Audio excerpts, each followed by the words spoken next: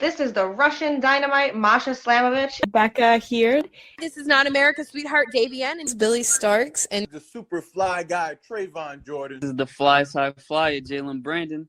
Hardcore Princess, Jules Malone. Hi there, this is the Bubblegum Princess, Alexia Nicole. This is the Brazilian Wonder Woman, Christy Jane. This is the baddest black belt, Chennai Kai. This is Kid Bandit. The smash hit, Joel Bateman. This is Robin Renegade. Cody Hawk. Brutal Bob Evans. And you are listening to Wrestling with Entertainment, one of my favorite podcasts in the whole wide world. All right, listen up. This is the former MKW Belton Road champion, Ash Silva, the California bad boy, and you're listening to Wrestling with Entertainment. Hello, and welcome to the show. It's Wrestling with Entertainment, the only audio experience on the web today, the trusted choice for interviewing all your favorite wrestlers every Tuesday and Wednesday on YouTube and CastBox, sponsored by Rogue Energy and Player One Coffee. I'm, of course, your host, James J., and it's a great day for wrestling, because we are wrestling with Ash Silva! How you doing, James? I'm doing good. How are you today? I'm good. And can you tell us where we can find you on social media and your merchandise? Yeah, sure, no problem. You can find me on Instagram. I have Facebook too. It's Ash Silva, ASHSILVA, Ash Silva. And just search it on Instagram or Facebook. And I should have a link on my Instagram. Look at the link on the bio for my merch. Right now, I just got a new T-shirt out. Awesome. It says Ashhole. that was actually a name that was given by some fans, and then we just chant it. So I kind of went with it and made a shirt out of it.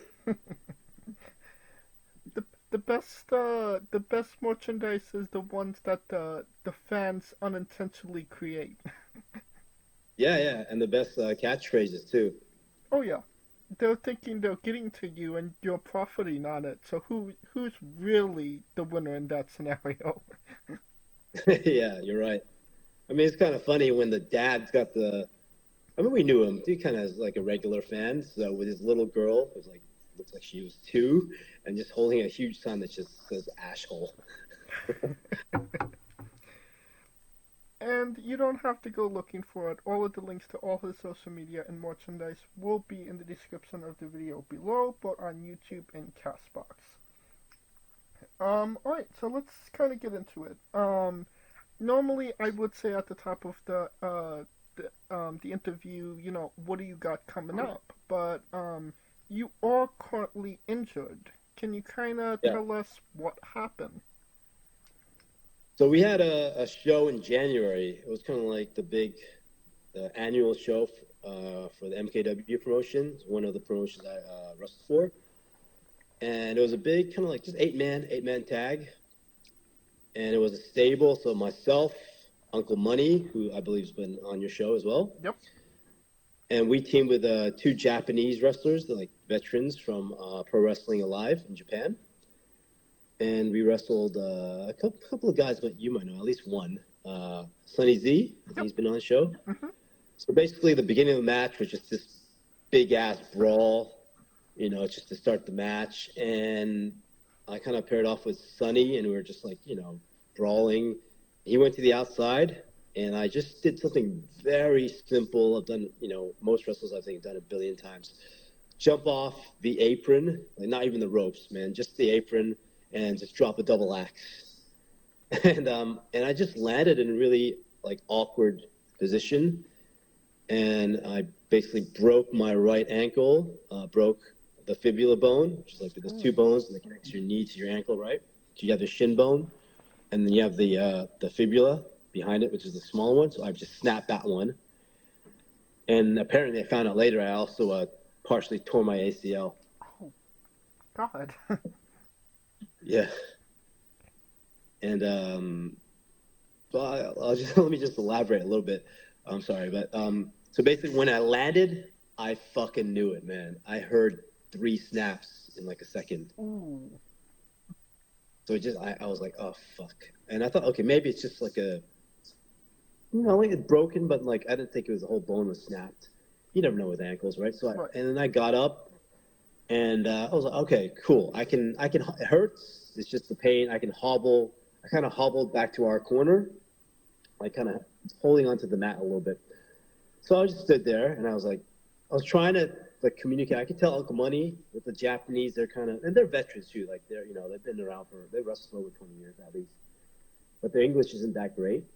I'm trying to tell them. They didn't get it at first. One of them was in the ring. So when I tagged in, I thought I could still work. Maybe I can do everything, but I could do a bit, right? I tag in, all right? I think Uncle Money tagged me. I go in, I hold the rope, so like really just to be careful. So I step in, and then I'm in the ring.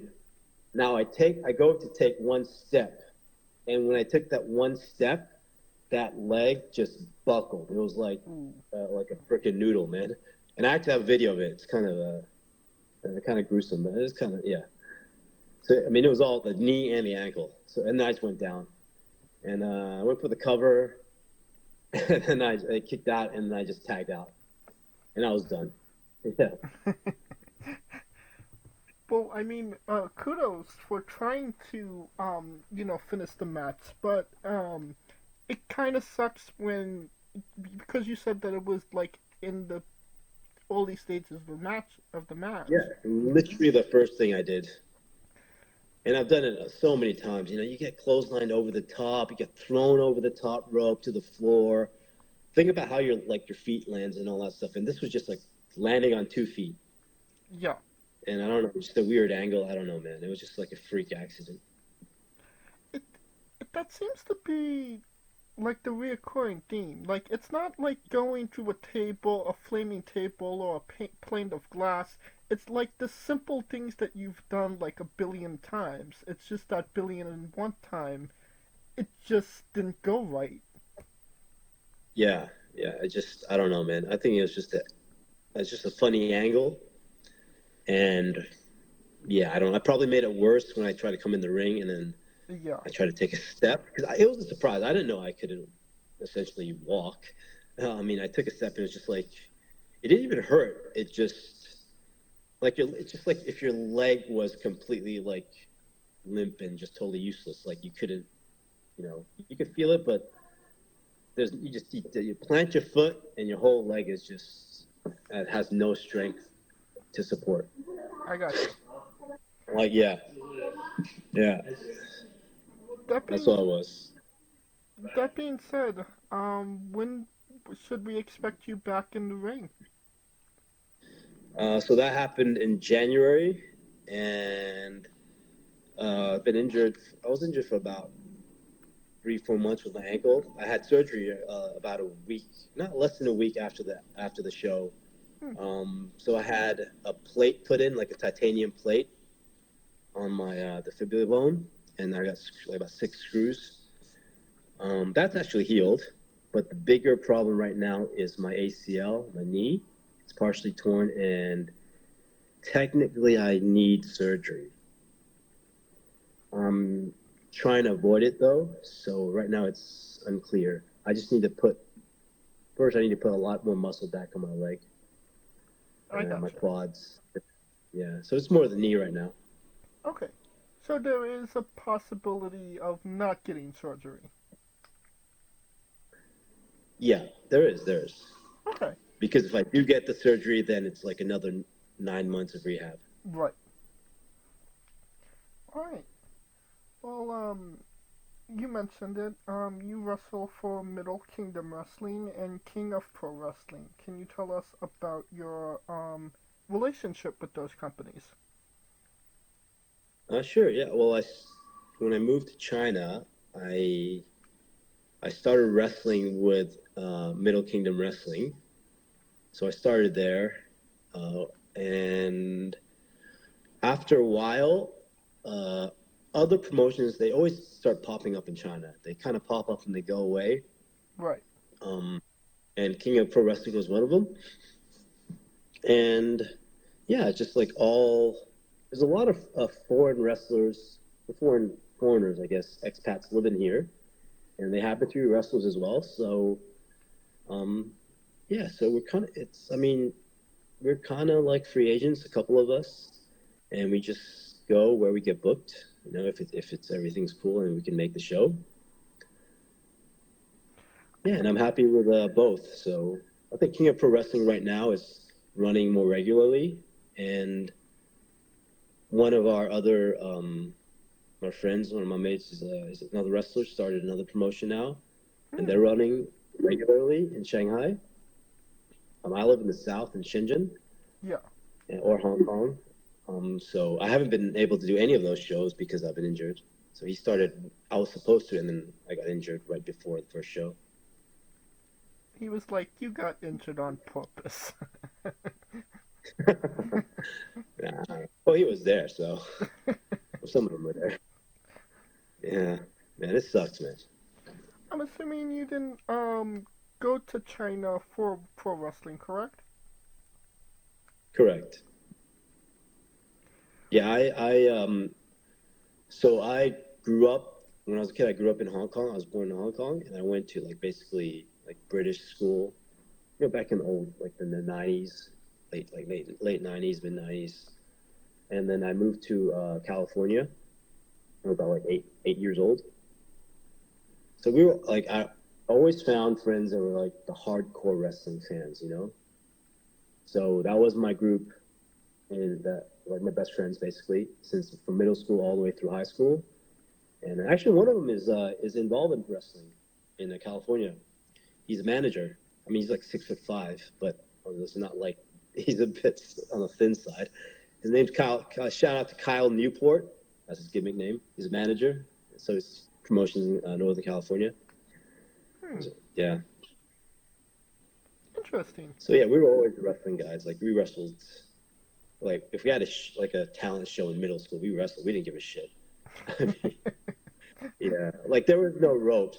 They were gonna give us ropes. They put the wrestling mats down, and there were no ropes, man.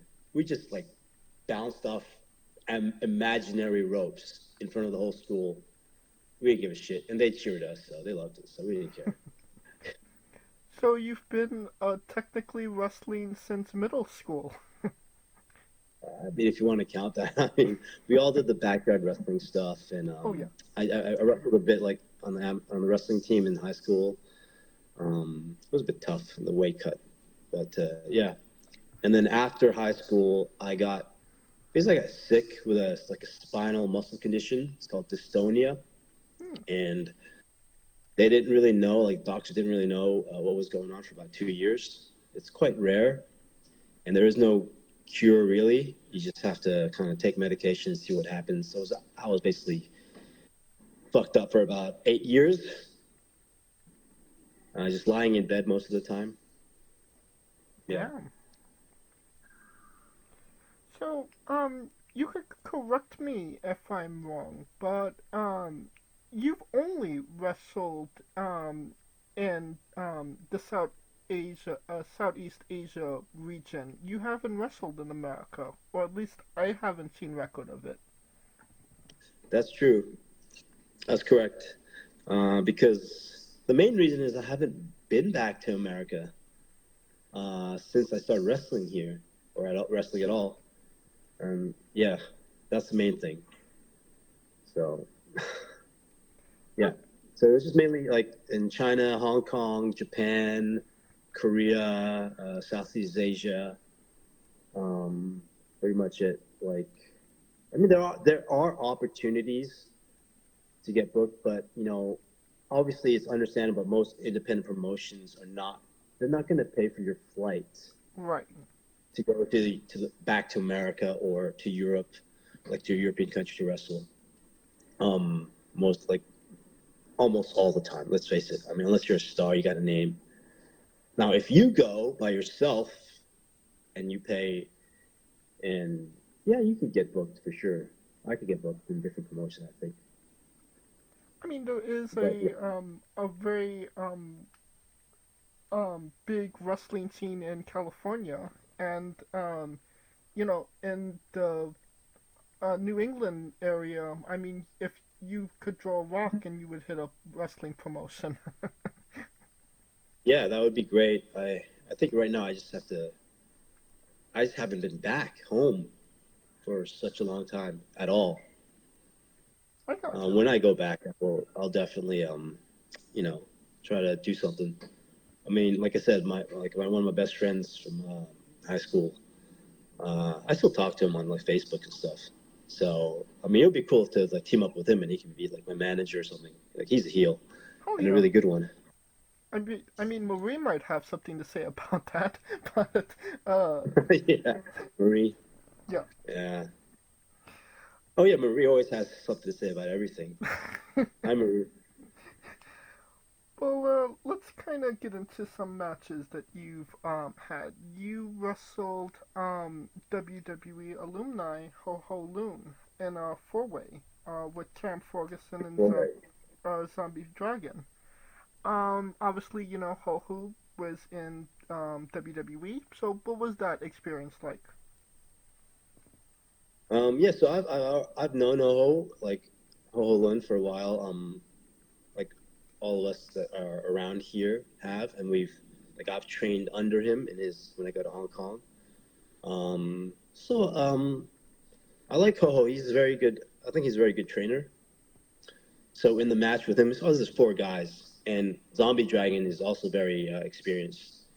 So you kind of I just followed their lead on the match. Yeah. And yeah, I mean, I like Ho. He's easy to work with. Okay. Well, another name you've been in the ring with is Jo Kyung Ho from Korea, one of Yeah. the better known, most established wrestlers in Korea. So, what was that experience like wrestling him? Yeah, that was a great experience. I mean, the whole show was a great experience actually with PWS Pro Wrestling Society in Korea, and that was they booked us meaning the sale, myself, Big Sam, and Uncle Money really well. So I was in the main event of the title match with him against Joe, and I mean he's good. He's really experienced. He's been trained with a lot of good guys in Japan and Korea. So it was a good match. I think I could have done a little bit better, and I think I wasn't in the best shape going in. But yeah, I would like to go back to Korean wrestling or any of those guys again. But I think I was most happy with the whole, like they did this whole angle throughout the whole show where, I mean, we had one of their younger wrestlers at the time who's now really one of the best guys. And we like beat the shit out of him. Then we had a big brawl, kind of me and Joe, and everyone's been pulled apart. And then after the match, which he won, at the end of the show, like they had all the baby faces come out and run us off, and all the heels with us, and it made us. Yeah, I think it was a really good experience. Like it was the correct way to book us, I think, and them. Like everyone looked good.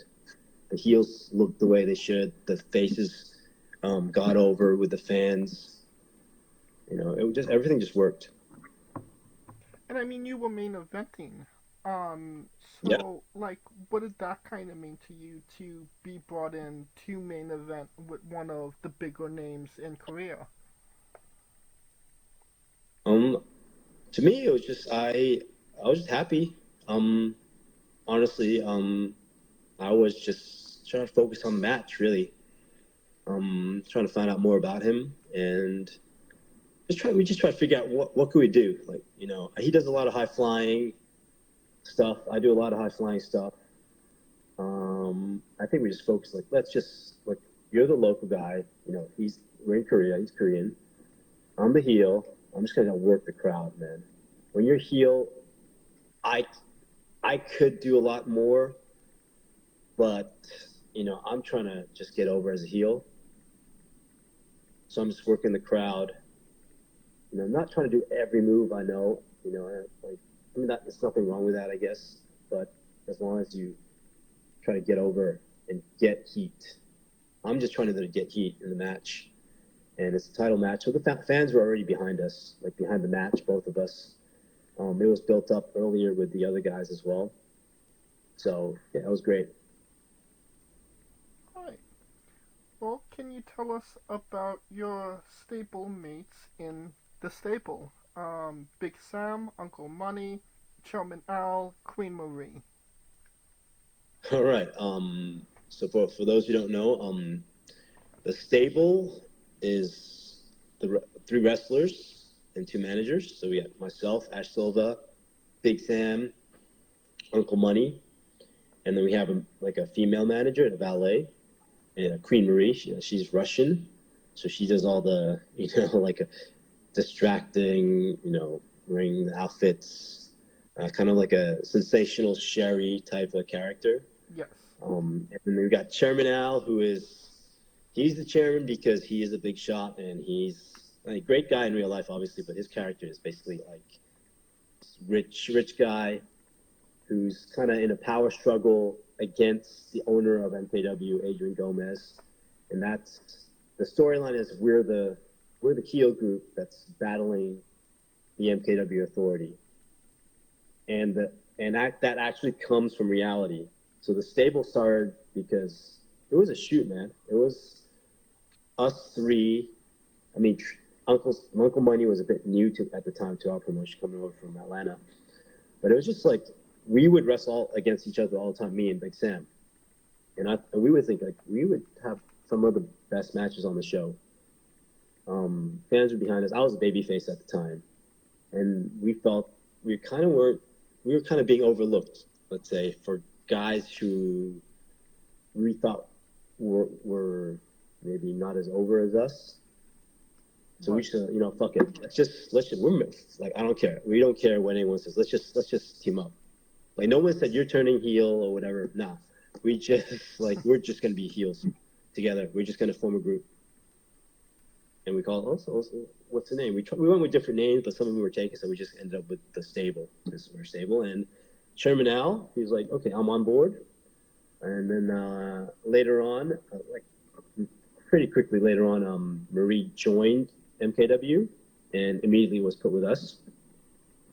And everything just fit. We're 3 guys. Big Sam's like 66'4", 270, 280. Uncle Money's about 5'11", almost my height, but a little bit taller, and he's just jacked, like 230 or whatever he is. Muscular, explosive. Big Sam's a big guy. I'm the kind of quick, high-flying wrestler. So we all have different styles. We all have different characters, but we all kind of gel. It really works. What's a pet peeve about every member that you just don't understand? I'm sorry, can you say that again? I couldn't hear the first part. Yeah. What's a pet peeve about every member that you just don't understand? A pet peeve of...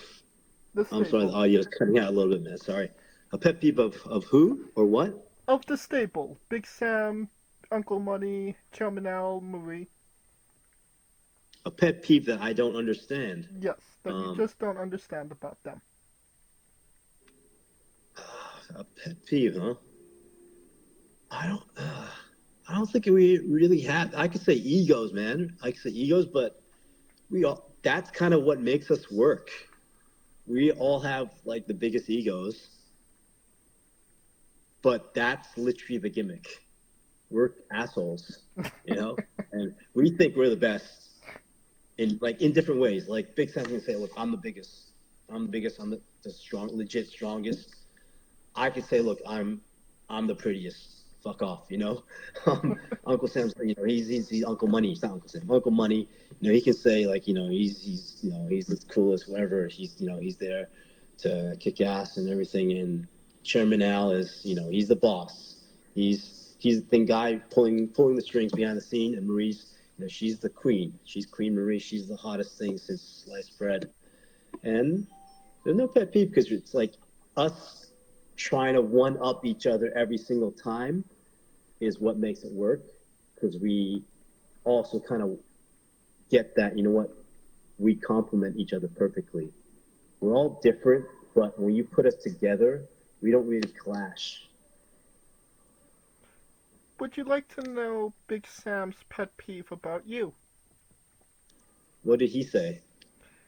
He said putting a match together with Zombie Dragon takes 5 minutes.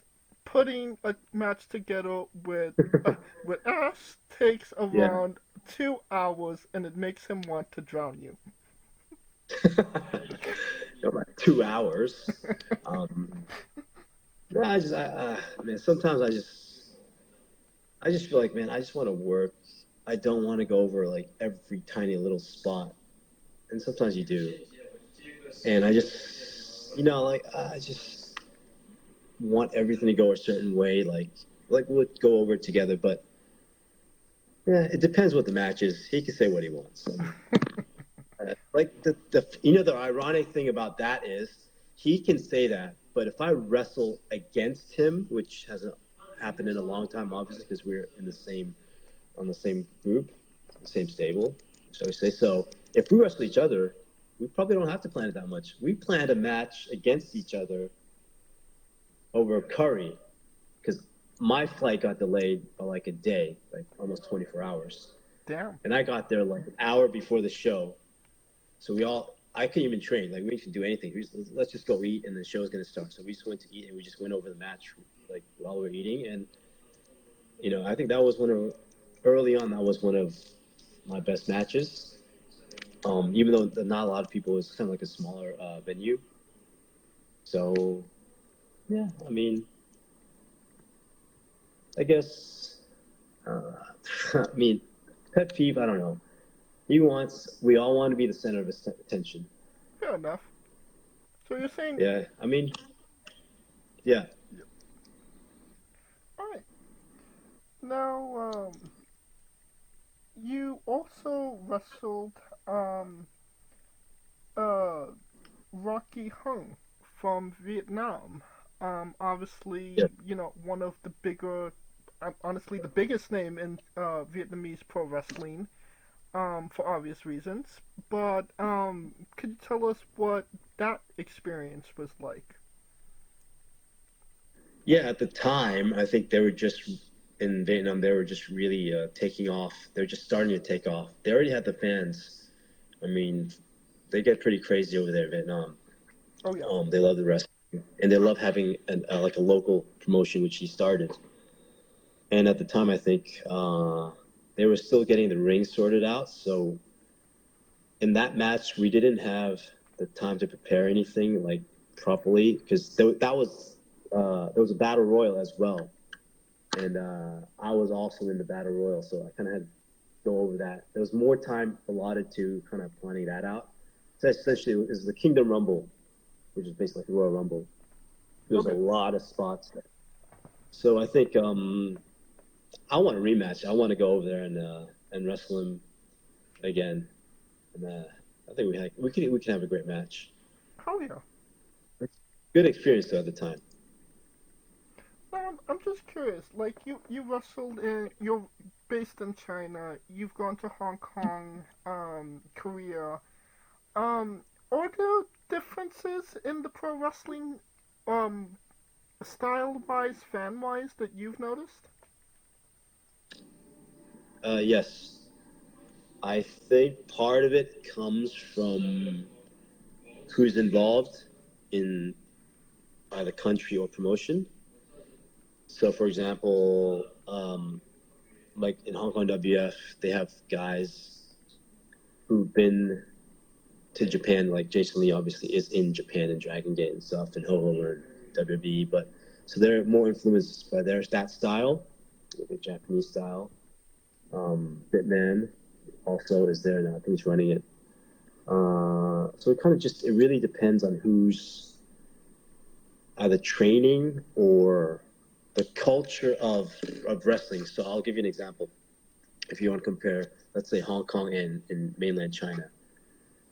Like WWE has been in Hong Kong for decades, since the early 90s. Whereas wrestling in mainland China didn't get popular until later on, maybe around, I'm not even sure, in the Attitude Era, maybe. Okay. So the fans who, if they're kids or whatever, eventually will want to become wrestlers can get trained.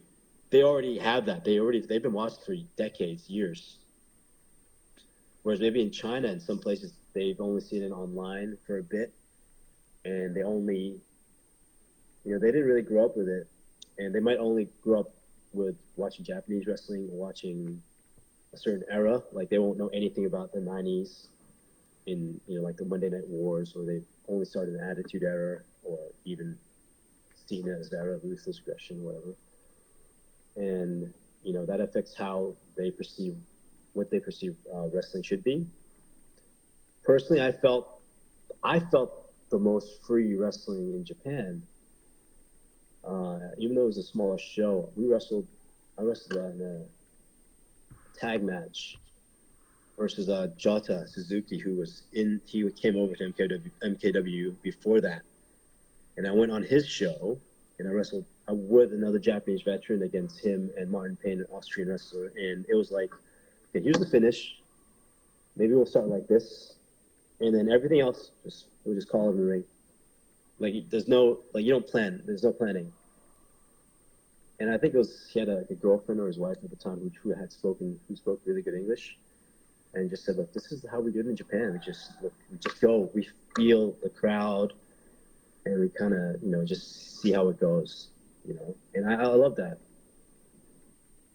I like calling it in the ring, like they did in the, I guess, old school. But Oh yeah. plan some spots, but I don't think you really need to plan every single thing. For example, you don't need to plan a cover and a kick out. If I cover you and it's not the finish, just kick out. And the referee should know that too. Right. Right?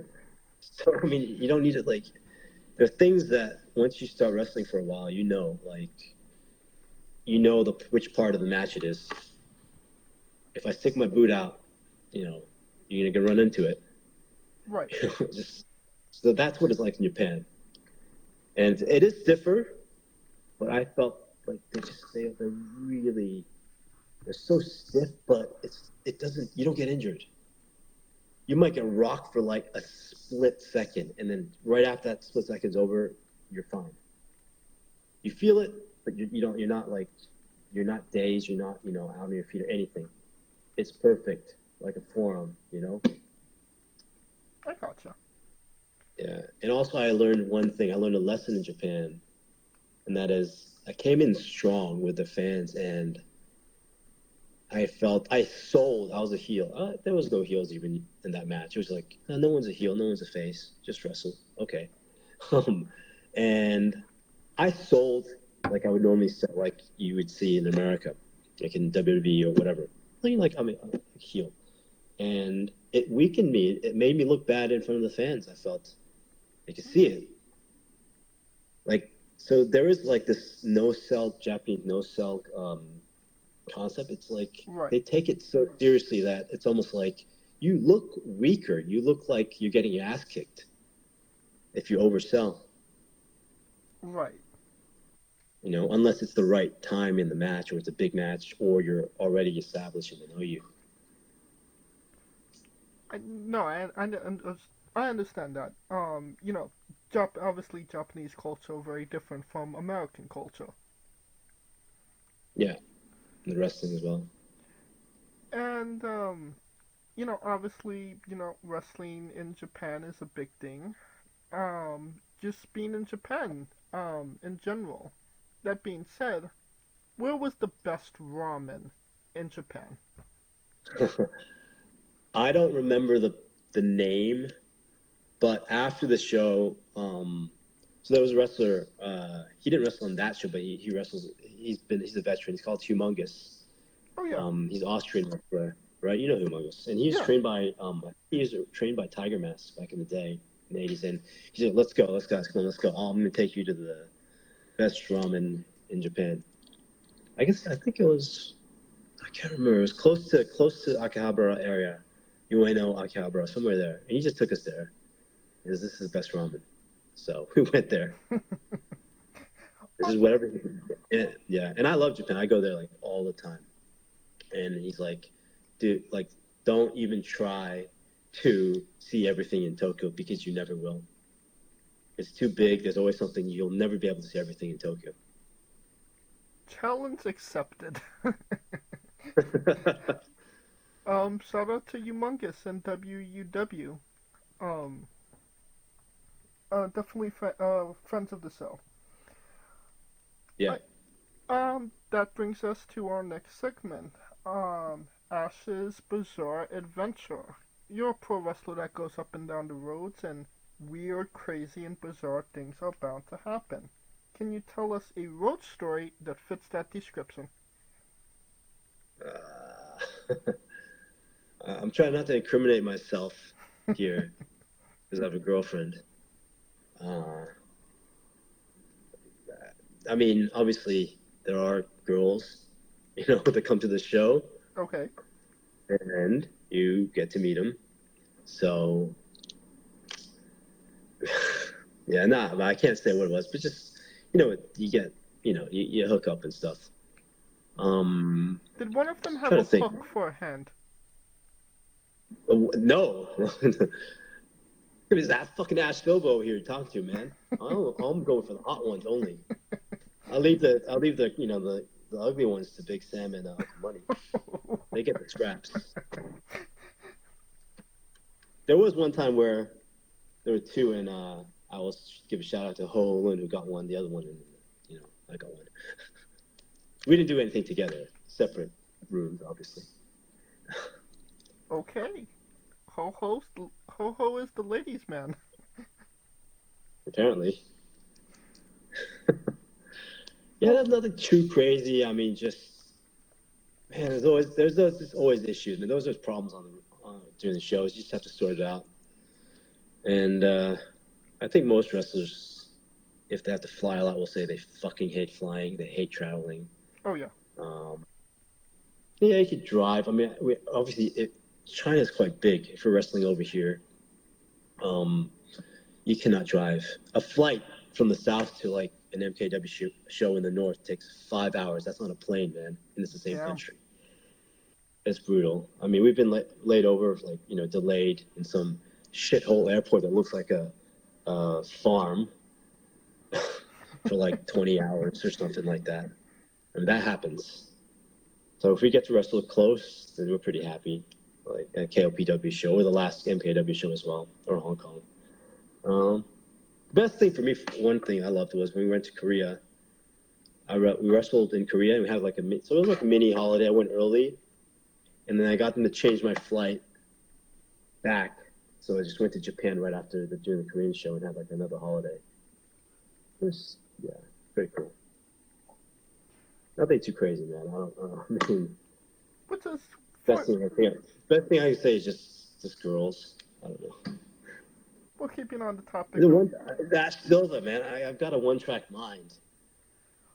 I'm in the ring. I'm looking at the gold. If I'm out of the ring, I'm looking at the ladies.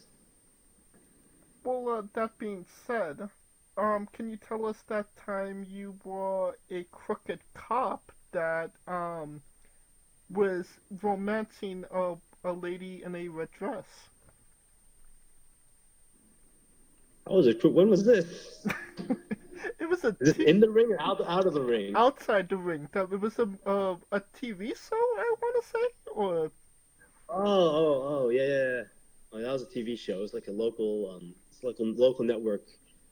Yeah, I was cast as like a crooked cop, and it was set in like the '60s. It was a show based on like a Donnie Yen movie, basically about like '60s gangsters, and I played kind of like a cop who's on the take. So I was being seduced in a sauna. I was in a hot tub with this really hot girl, this actress.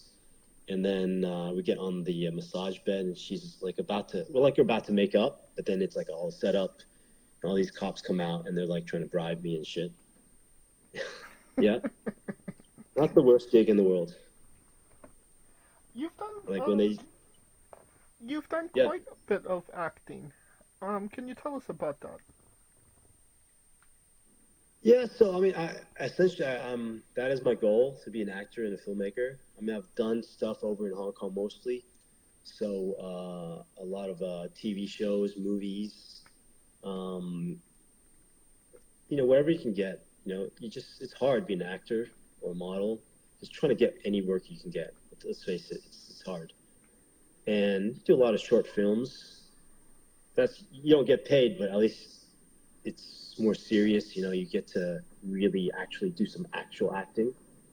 I've done theater as well, or at least theater group. And let's say the biggest, I think the biggest star, international star would be like that I've been in a movie with would be like Scarlett Johansson. It was like Ghost, when they shot Ghost in the Shell. Really? In Hong Kong. Yeah. So I didn't have any lines with her, but I mean, I was kind of like just in the scene next to her, I guess. Yeah, she was nice. From all accounts, she was pretty cool. Yeah, she's nothing. No one, like even for me or anyone that was with me on the set, no one ever said anything bad about her. She seemed cool. Yeah, I mean, sometimes ADs will be dicks about like, don't talk to her, don't go near her, whatever.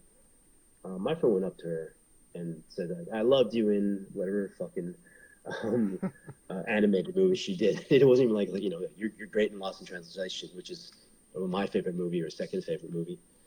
And she just laughed and she's like, thanks, So, yeah, that was a brutal shoot though. So Hollywood, they go over there and they go to like the worst area in the city as far as like, it's basically like the red light district, seedy area, because that's the look they wanted for that scene, for those scenes. And it took forever. They couldn't get you in one shot because the people who were like in the streets or the shop owners just didn't give a fuck. They're just gonna walk in front of the camera every time. They didn't care. They're doing business. And then they realized after day one, when they got literally like one shot after like 18 hours, that you need to pay off every fucking shop in the area to get them to, not do business, not be in the street.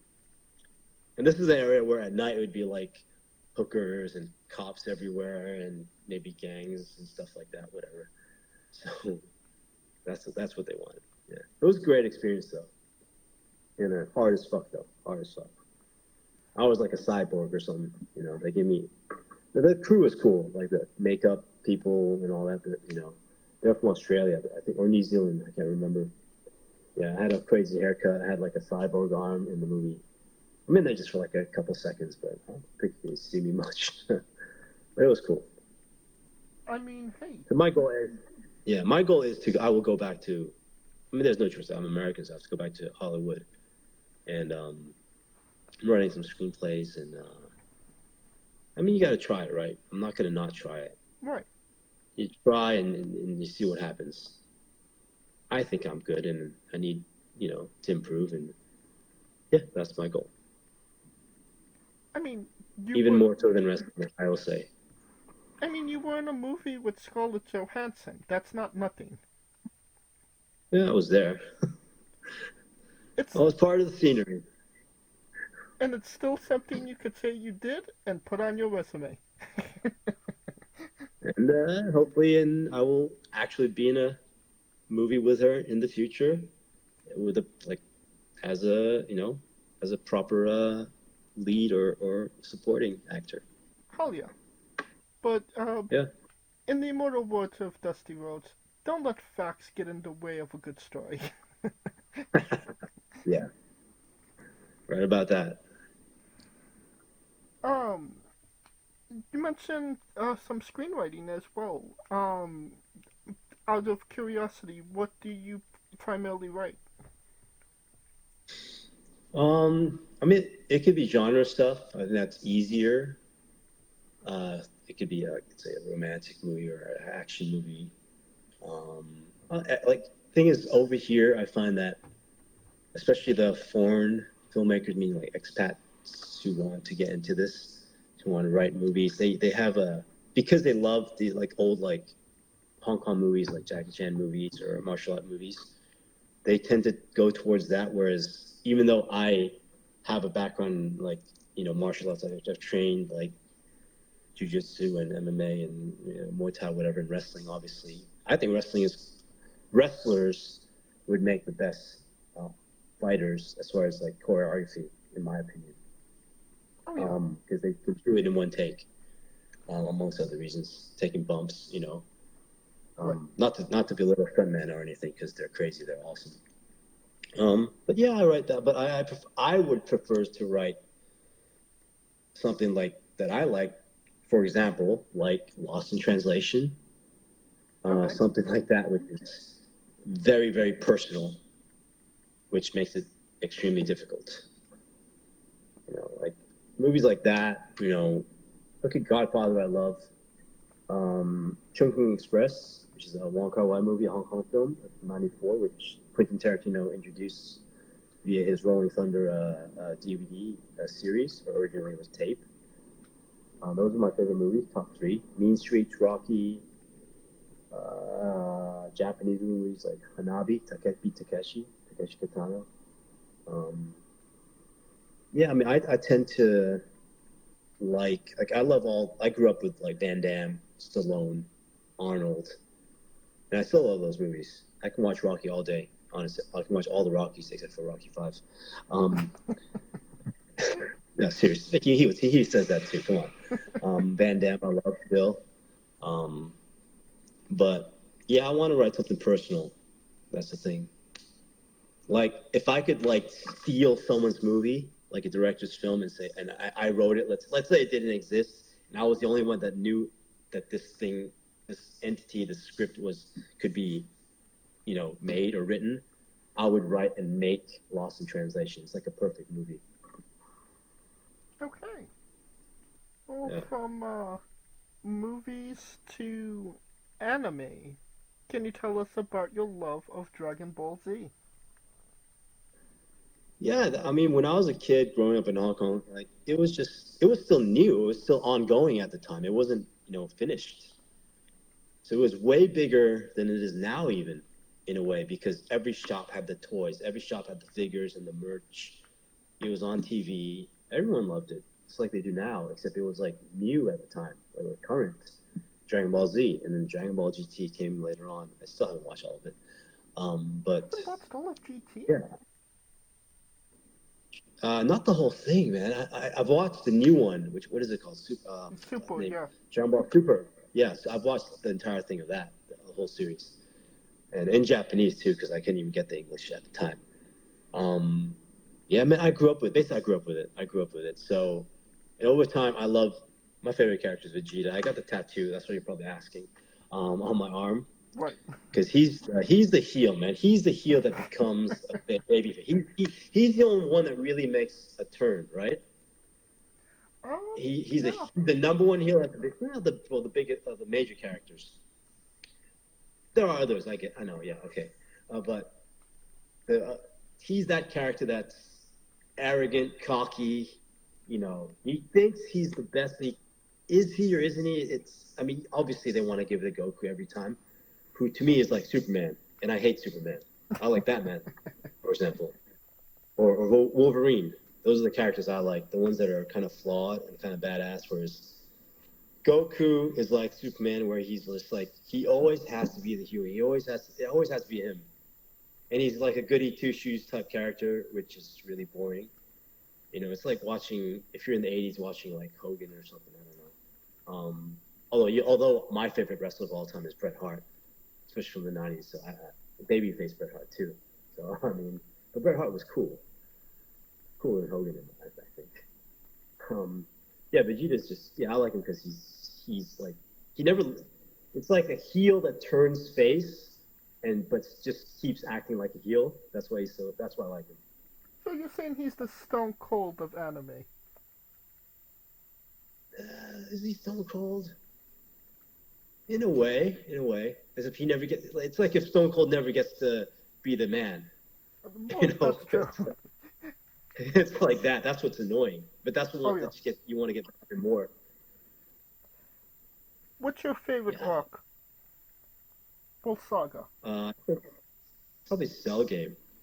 Because you see Future Trunks come back. Future Trunks, when I was a kid, Trunks was my favorite character. Future Trunks. Again, he's cool. Everyone likes Trunks. He's a cool character, right? Oh, yeah. He has a look, and he's kind of, you know. And I like him coming back, you know, from the future and stuff like that. And there's like the split timelines. Just like X-Men, which is my favorite kind of, I guess, Western comic. I'm not a big comic book guy, to be honest.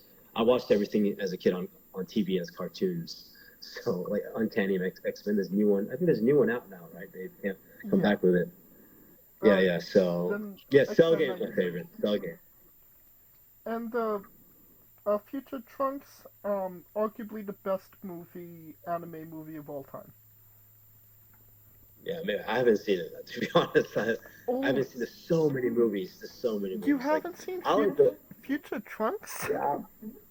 Dude, there's so many. I don't even know where to find them. Like, I've got DVDs, I've got VCDs from, like, back in the day. Like, random ones, man. They're just, like, lying around. The best way is to just, I guess, download it now. But, like, I like the Brawley movies because I think Brawley is such a badass character that he wasn't in the original manga or anime. Oh, yeah. It was like a Bandai creation, right? Right. Like, he came just from the movies. Yeah. So, I mean, Brawley, cool, badass character. He's like the Brock Lesnar of Dragon Ball, I guess. Something like that. That is very accurate, yes. Yeah. But the Future Trunks movie, which chronicles how Trunks came to everything that happened in his timeline with the androids, up to the point where he traveled back in time. It chronicles everything, and it's all. So it's like the backstory, kind of. Sorta, but yeah, it's like one of the more emotional stories of Dragon Ball. It's one of the everybody raves about Future Trunks, and rightfully so. Okay, I'll have to check it out for sure. I think because I'm just generally into movies. So I've been, like, not recently, but I'm a bit busy, but I've been drawn more towards, like, anime movies as opposed to, like, series. What's that one? There's one or two. Like, there's one called, was it Your Name? Yes.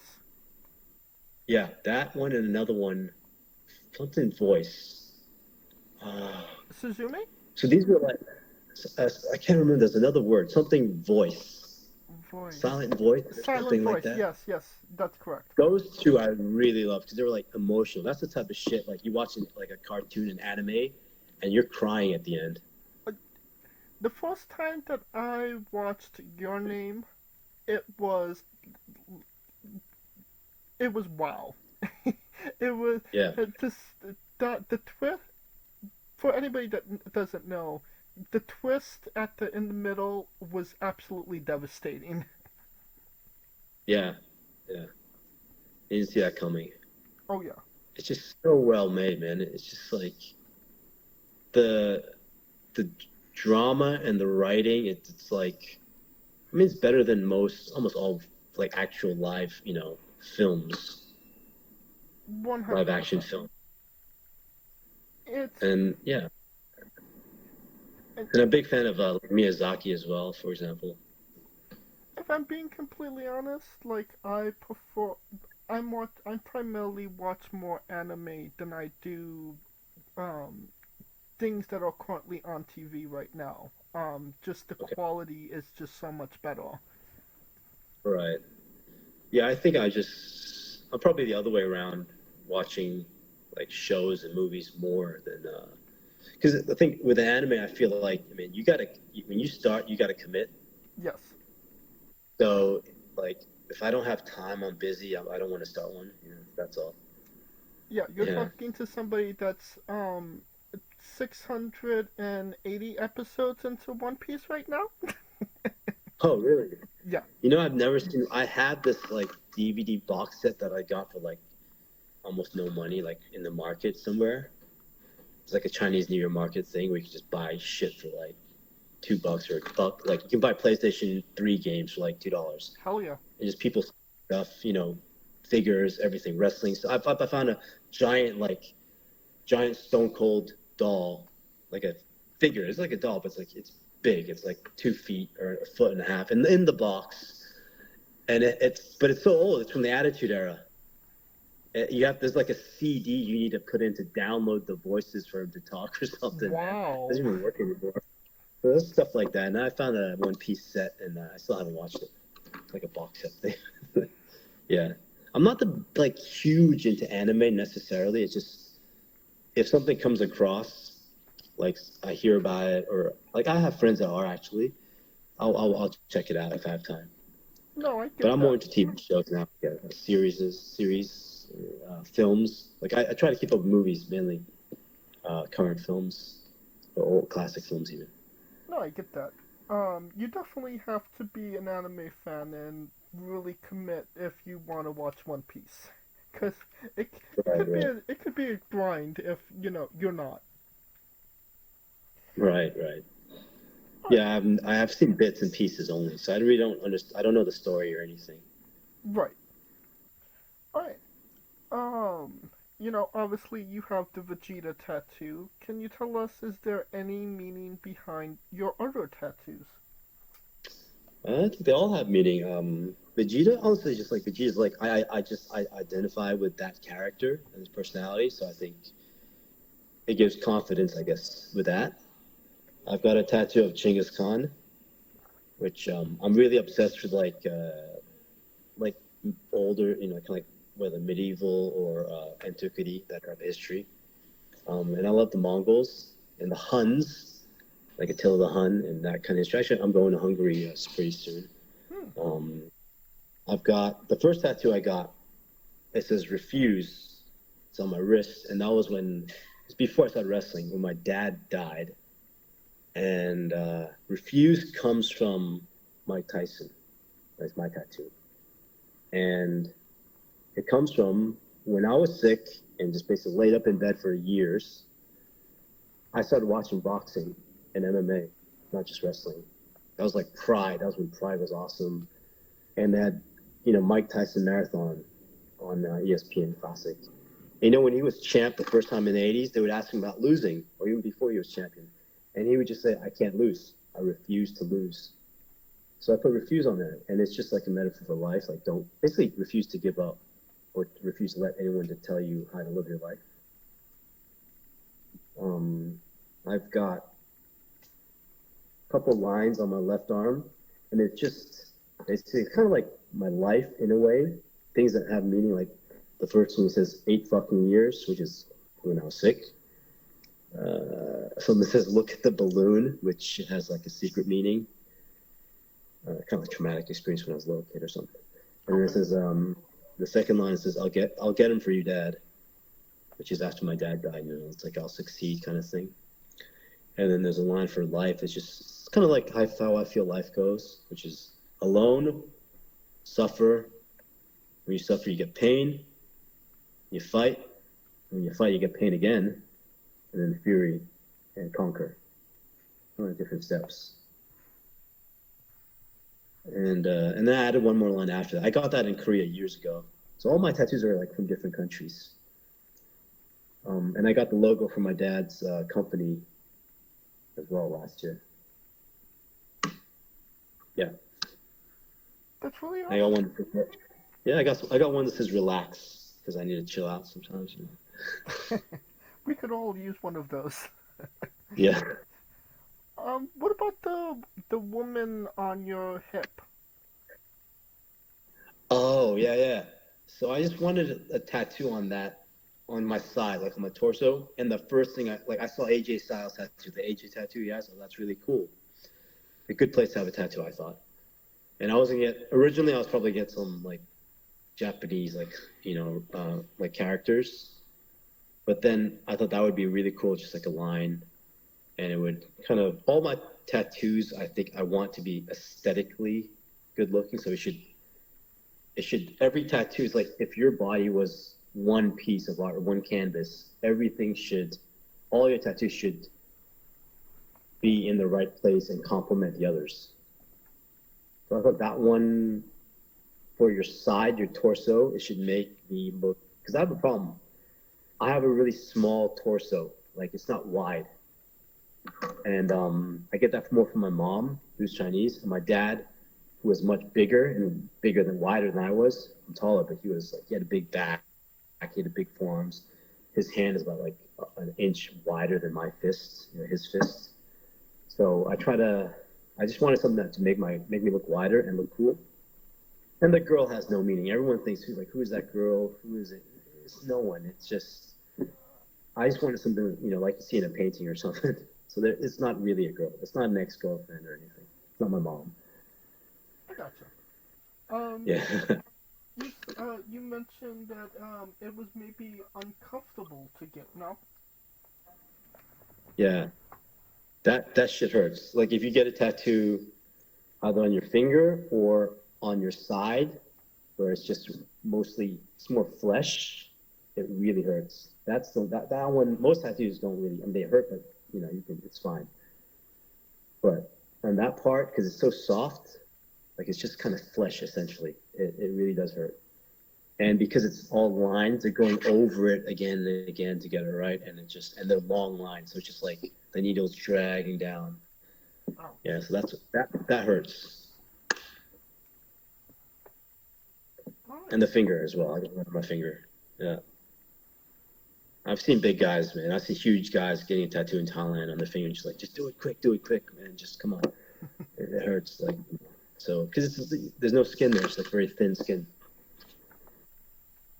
Now, you can correct me if I'm wrong here, but you're also like a QVC type salesman? Oh yeah.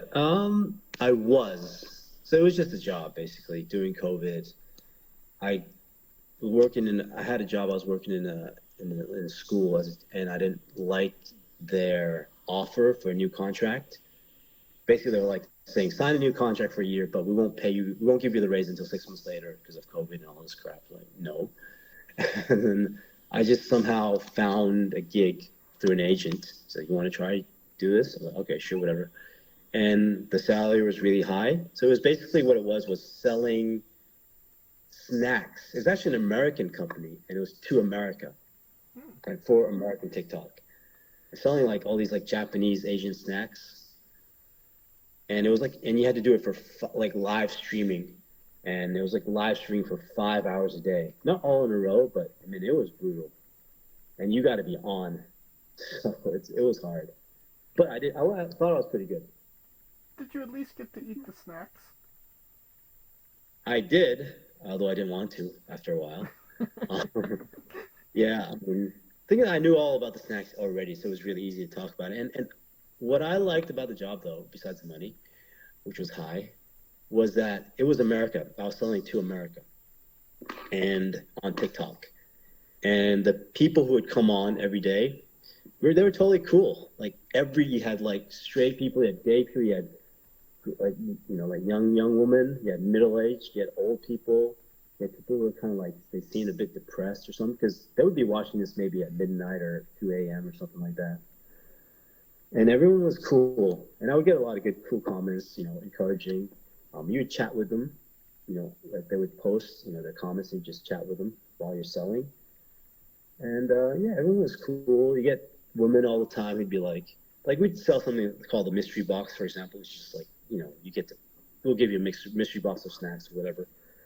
And there'll be women be like, does Ash come in the mystery box? Because, I'll get that. I have to admit, I did take a picture of those comments just to show to my girlfriend, just to mess with her every time that happened, just like every fucking day. And they could be like 80-year-old old ladies. They could be like, 20-year-old like girls, whatever. Didn't matter, right? So I had a lot of comments, man. Like, yeah, do you come with the box? Do you come in the box? Are you the special prize? That type of thing. Like, yeah. But most people were cool. I think almost no one was negative ever. Maybe once, but they were just like. Okay. Well, it's not even a real account, so. But yeah, that was just one time. I think it's time for the colossal question. We've been talking about movies a lot. Let's say that they're making a movie about you.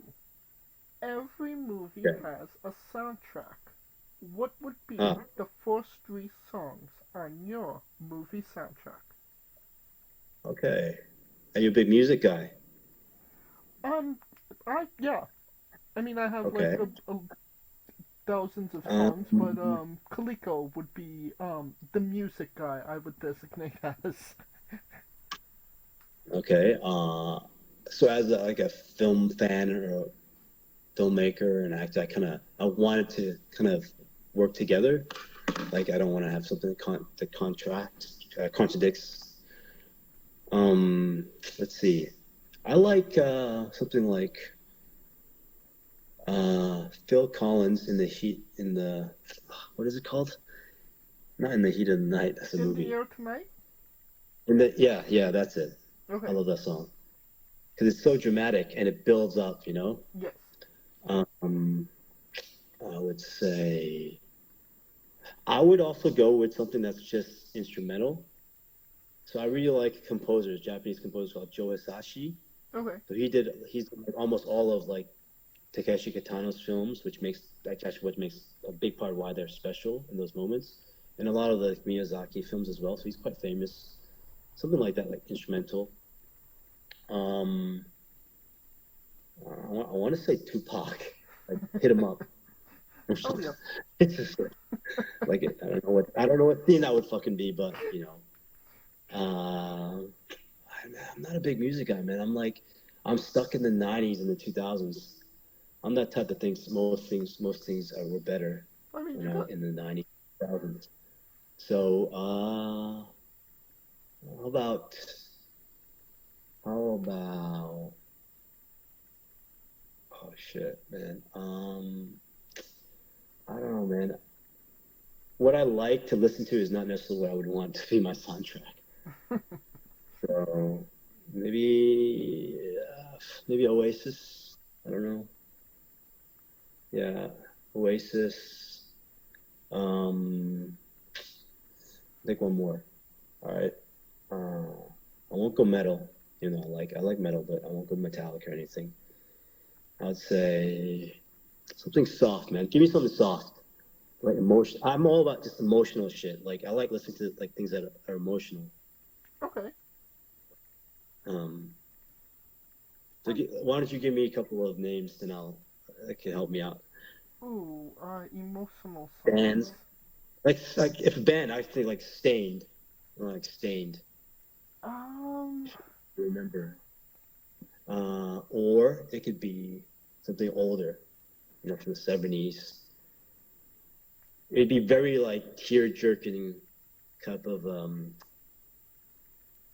like emotional, not like hard shit. No, I get what you mean. Like that song "Against All Odds" or some shit like that. Like Lost in Translation is a great soundtrack. Okay. I mean, I didn't know any of those bands that were in that from the soundtrack before I watched the movie. Like Phoenix or like I don't know. Like I didn't know any of them. They were great. We definitely have an eclectic group of songs as of right now. You got some Phil Collins, Tupac, Symphony, maybe some Metallica. Yeah, maybe. But maybe not. I wouldn't put them in there. So I got Stained. Put them in there. Stained, It's Been a While, that type of thing. Incubus, I was a big fan of. Okay. Yeah. And yeah, I think it's like, how about like Ennio Morricone score? I think he died already, but from like the Sergio Leone, Clint Eastwood westerns. Okay. Yeah. I don't know how this is gonna work, man. Well, I mean, it sounds like we've got a full soundtrack right there. So I think that we've done the job. Yeah. How about Huey Lewis? I was just thinking about Back to the Future, one of my favorite movies. Huey Lewis. Now that we have the soundtrack down, everybody knows you get the soundtrack first, then you write the script, and then you go to casting. Who plays Okay. Ass, and you can't say yourself because you are obligated to make a Stan Lee-esque cameo. Oh, okay. Oh, fuck.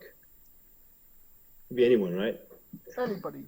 Live, dead, CGI's a thing, so anything. Okay, if Zac Efron can get all jacked up, then it really doesn't matter if the actor's big or looks like a wrestler. Not that I'm that big, but how about James Dean? Okay. Yeah, we can start young, and then that's me being. You see it. You can see that's my ego right there. I'm gonna fucking compare myself to James Dean, right? James fucking Dean's gonna play Ash Silva. That's my ego. That shows you everything right there. Now that we have you casted, every movie has a supporting cast. Who would be 3 people significant to you and your story that would be in your movie, and who would play them? Let's say my dad first. All right. Okay. My dad. Maybe 2 choices. Either someone like maybe like De Niro, or how about Yul Brynner? Okay.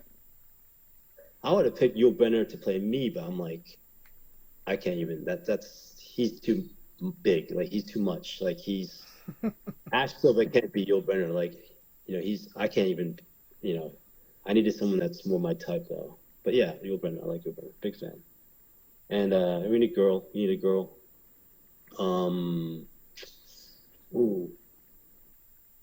Favorite. I won't go my favorite actress, but let's see. How about someone like do you know the actress Felicity Jones? Could you repeat that? She's been Felicity Jones. Oh, Felicity Jones. Yeah. Yeah. Or Emma Watson. Okay. I think she's the hottest. I think she's the hottest actress. She's pretty. I don't know. And throw someone else. Maybe I don't know. Who would play Big Sam? Let's cast Big Sam and Uncle Money. Okay. So Uncle Money can be played by. It's gonna be funny. I'm having be played by Jamie Foxx. Okay. Jamie Foxx gonna shave his head and act like these. Like, if he can play Mike Tyson, he can play Uncle Money. Big Sam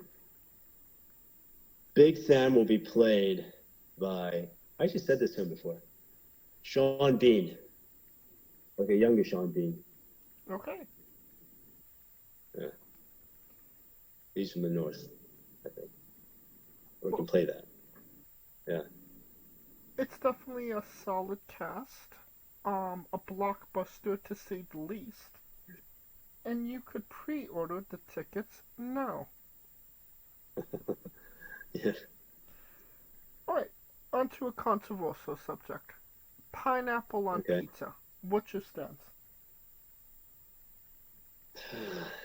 Okay.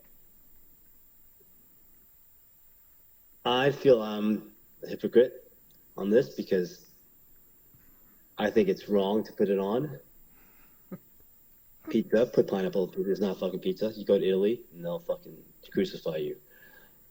However, if someone gave me a slice of Hawaiian, I would eat it and enjoy it. So it works with ham though, like kind of like normal ham, not like proper Italian ham. You can't put on the wrong topping. That's the thing. That's the only thing it's gonna work on. So, leaning more towards pro? Okay. Yeah. No, let's go with no. Let's act like adults here. Okay, so anti-pineapple on pizza. Yeah. Okay. Alright, what's your spirit Pokemon? Fuck. I'm Ash, man. Fuck the Pokemons. That is the correct answer, yes. You're damn right. Now, we love the late great Tracy Smothers on the show. Do you know the acronym for Thug? THUG. Oh, I do not. Is this Tracy Smothers? Is this like a FBI thing? A full-blooded Italian thing? Kinda sorta, yes. Would you like me to spell it out for you? Yeah, go ahead. T is for terrible, H is for hell, U is for ugly, and G is for jail, because a dog can't spell. Okay. I did not know that. Yes, we love the late great Tracy Smothers, trying to keep the memory alive on the show. Okay. You're a great worker. Weirdest question you'll be asked on a wrestling interview, hopefully. Would you ever consider wrestling a Rock? Not Dwayne Johnson, not the country, an actual physical Rock. I would not. I would not wrestle a Rock. So not accepting that booking. He's not going to bump for me. Well, just for context, there's a wrestler named Psycho Mike that indeed wrestled a Rock for over 15 minutes in a Tungsten Man match. That's an Iron Man match that lasts for 2 weeks. Okay. Well, I mean, if you book me and it's a big show and you pay me, I suppose. Why not? I'll make it work somehow. I mean, I'm sure he did. Oh, yes. It was a sight to be seen, to say the least. Okay. I'd rather wrestle the blow-up doll like with Kenny Omega. I think that could, or Ibushi and Omega did it, right? Right, and it's a lot softer. That would be better. That would be better than a Rock. On a more serious note, where do you see yourself in 5 years? Hopefully, I would say just somewhere in the film business as a filmmaker, produce actor, or something like that. Yeah. And what is a match people should go out of their way to see that best shows off what you are all about as a wrestler?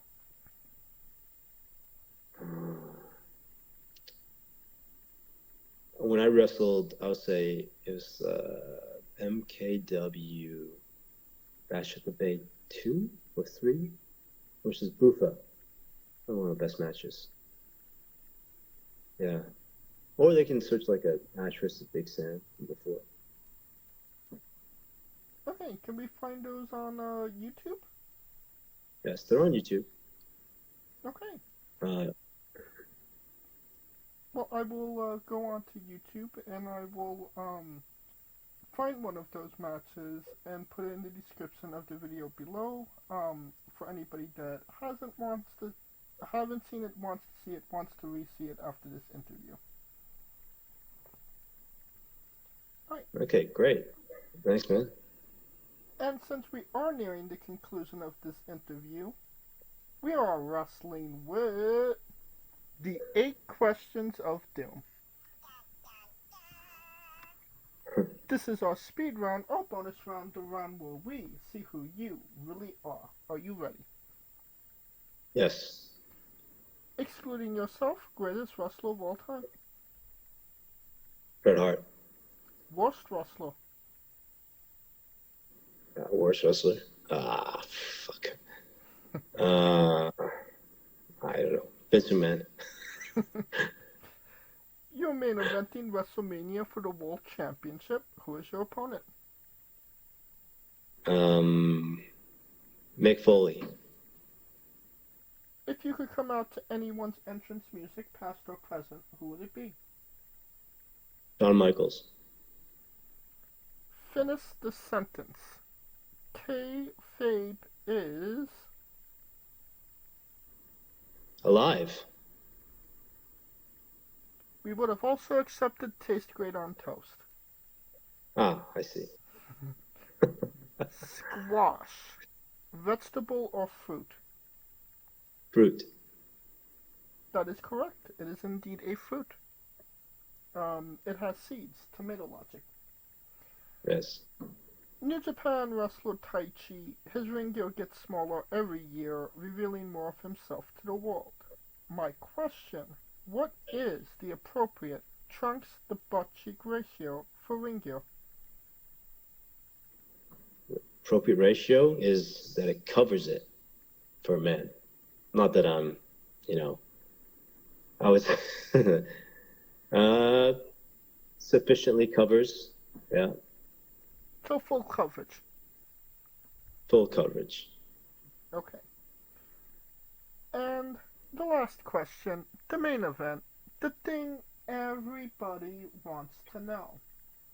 Have you ever had a conversation with a stranger in a supermarket about Darby Allin? About what? Sorry, I can't use the last part. About Darby Allin. Darby Allin.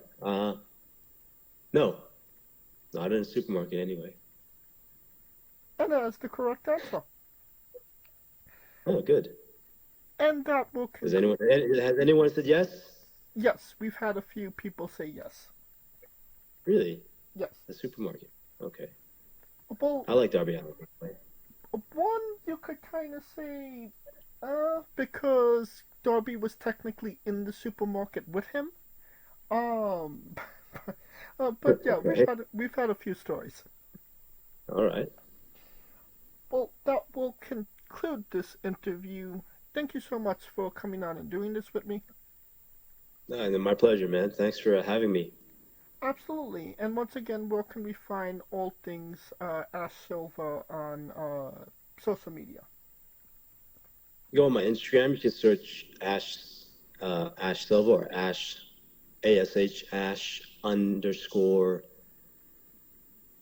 _Silva, and it should come up. Silva 365. 365. Sorry. Yep. That's right. And I'm gonna put a link in the bio to my for my new merch, my new T-shirt, the Ash Hole T-shirt. Okay. So it's gonna be there, and Facebook is the same, Ash Silva on Facebook.